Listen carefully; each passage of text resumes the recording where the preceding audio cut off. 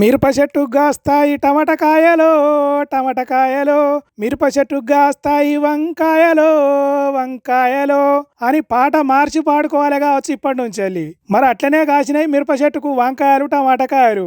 అవును, ఇది నేను ఎన్నడూ చెప్పలేదు, ఇదేందయ్యా ఇది అని బతుకుంటే బ్రహ్మం గారు కూడా పరిశాన్ అయ్యేటోడుగా వచ్చి ఈ ముచ్చటిని. ఎన్టీఆర్ జిల్లా తక్కెలపాడులో ఓ రైతన్న అన్ని చెట్ల తీరుగానే గీ చెట్టును కూడా సాలు తీసి నాటిండట.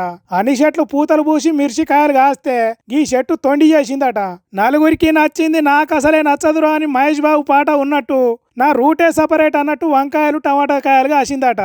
ఓర్ని ఇచ్చంత్రం పాడుగాను, లోకం ఉంటదా ముందట ముందట మునిగిపోతుందా అన్నట్టే పరిశాన్ అవుతున్నారట దీన్ని తీరు చూసిన జనాలు. మిరప చెట్టుకు ఏ రేకాయలు కాసినాయంటే అది దేవుని మయమే కావచ్చు, కల్కి అద్భుతమే కావచ్చు అనే మాటలు మొదలు పెట్టిర్రట.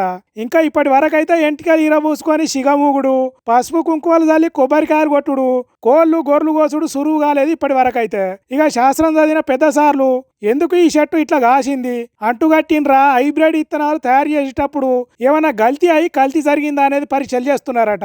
ఇవన్నీ కాకుండా ఇప్పుడు అంతా మల్టీ టాస్క్ రోజులు కాబట్టి చెట్లు కూడా మల్టీ వెజిటేబుల్ కాస్తున్నాయి అనేది తేల్చి చెప్తారట.